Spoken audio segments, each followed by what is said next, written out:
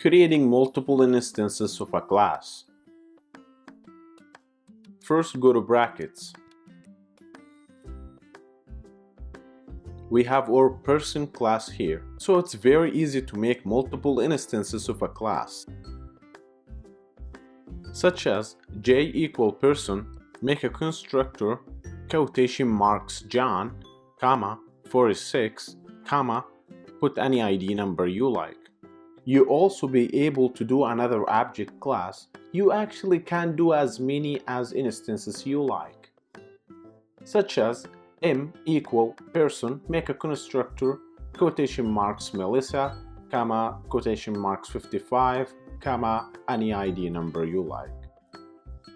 Okay, then use j the output and m the output to print them on terminal.